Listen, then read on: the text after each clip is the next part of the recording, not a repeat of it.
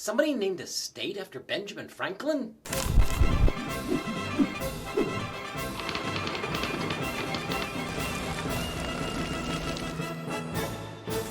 Hi there, I'm Peyton Dixon of Historic Experience, and welcome to What the History? The bonus fry in the bottom of the fast food bag of history. If you're curious about the lesser known, the unusual, the generally what the moments of American history, you're in the right place. Be sure to subscribe, hit the bell, and the thumbs up, and all those good things that let YouTube and me know you care. So, it's the end of the American Revolution. America needs money. Uncle John Adams got America some loans from the Dutch, but they totally blew through that. So at the time, America looks like this. At least in the minds of most Americans. State lines for Virginia and the Carolinas stretch all the way to the Mississippi River. Nobody minds if we call that our land, right? So, in 1784, Congress enacts an ordinance saying, "Hi! Okay, how about you states give us the land west of the Appalachians and we'll make new states out of them. Oh, it's way more land than you'll ever use. And does it really spark joy? So thank the land for its service and set it free with gratitude. Okay, thanks, bye." So North Carolina agrees to this, but within a year they think, hey, wait a minute. I bet the other states aren't even giving up their land. And maybe it does spark joy. So we're taking it back. At the same time all this is going on, there are still North Carolinians living in those lands, going back and forth between state and federal. Side note, yes, of course the Native Americans are also living in these lands as well, but they do not consider themselves North Carolinians. Carolinians? Sweet Carolinians. Da, da. Anyway, they factor into the story, but in a whole different way. In western North Carolina, which is now eastern Tennessee, don't you love maps? They have frontiersmen and land speculators, people not particularly devoted to the federal government, nor are they really keen on how North Carolina was throwing their land around back and forth like a trap ball. You can Google that later. So, representatives, including some militiamen from 3 counties, gathered together, and as they were fed up with the whole thing and feeling abandoned by the rest of North Carolina to basically fend for themselves, they decide to declare their independence from North Carolina. In late 1784, these now assemblymen create a temporary constitution, and they call their 3 counties Frankland, the land of Frank. No, it's actually based on Old English for the land of freemen. But somewhere between there and 1785, John Sevier, who wasn't keen on separation at first, has a change of heart and a marketing epiphany. Statehood is a powerful word. A state of free men. When I think of free men, I think of the free man. Be free. Benjamin Franklin. State of free men.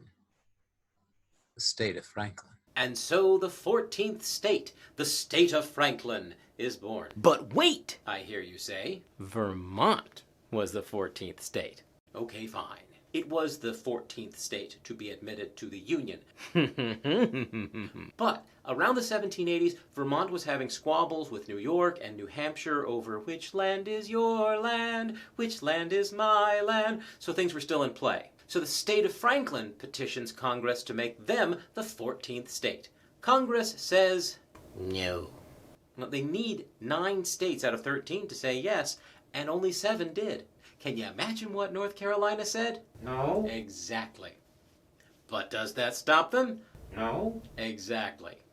Franklin just keeps on being Franklin. After all, Vermont at this point was still Vermont Republic. Separate, but longing to join the cool kids of the Congress. So, why couldn't Franklin? And they did just that, for 3 more years. They got their constitution fixed up, which was essentially borrowed from North Carolina's constitution. John Sevier is elected governor. They establish courts. They create treaties with the neighboring tribes. And they didn't tax their residents for 2 years, which made things less good.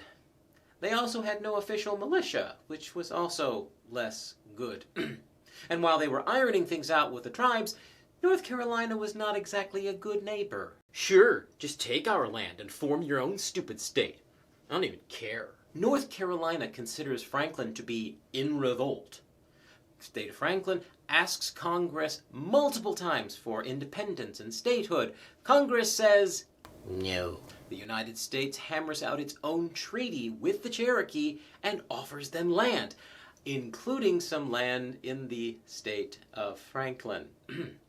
The Franklin-Cherokee Treaty thusly dissolves, and now there are threats from their neighboring tribes.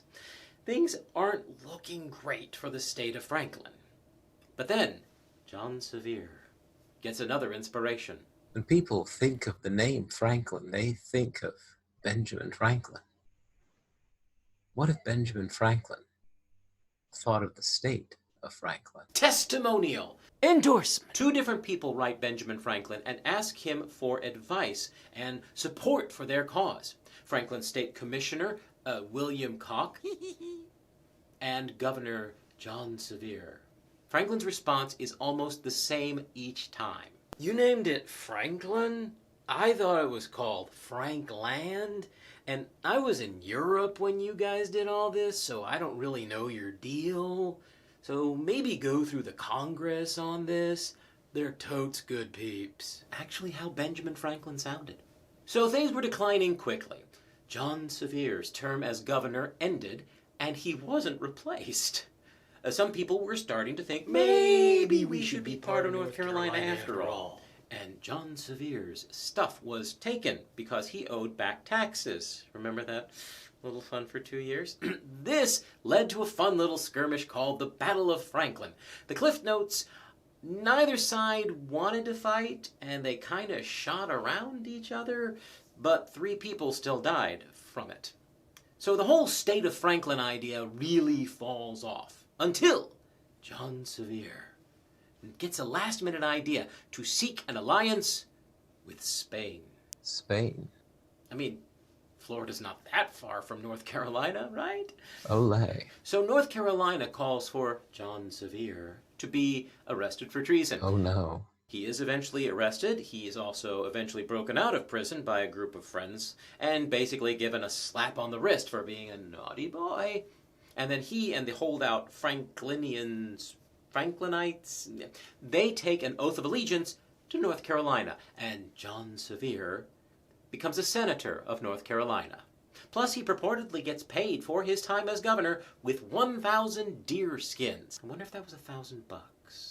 So the state of Franklin reverts to ceded land, which eventually becomes part of the Southwest Territory. Eventually, it becomes part of Tennessee, and the first governor of the new state is John Sevier. And thus the circle of life is complete. And this is just the pared down version for YouTube. There are a lot more side plots to this story. If you want a really thorough timeline, there is a great one on the Tipton Hayes Historic Site website. There'll be a link in the description. And that wraps it up for now. What do you think about the lost state of Franklin? Leave your thoughts in the comments below. And if there's any unusual bits of history that you would like to see me take on, let me know that in the comments too. Thank you so much for watching. If you enjoyed this kind of history, please be sure to hit the thumbs up button, the subscribe button, the bell button, all so that you can discover more What the History moments with me. And remember, if you learn from history, you can make better history. Thanks for watching.